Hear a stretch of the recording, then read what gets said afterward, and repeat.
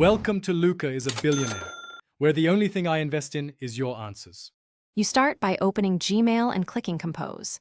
Make sure the page is fully loaded and you have the intended link already copied to your clipboard. This prevents delays.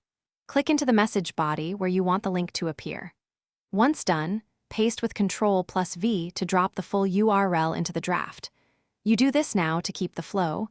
Inserting the raw link first makes it easy to convert or edit next, so pause only to confirm the correct URL is visible.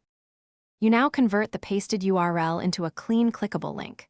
Highlight the URL or type a short display text, then press Ctrl+K or click the Insert Link icon in the toolbar. In the dialog, paste the exact destination into the URL field and set user-friendly display text if needed.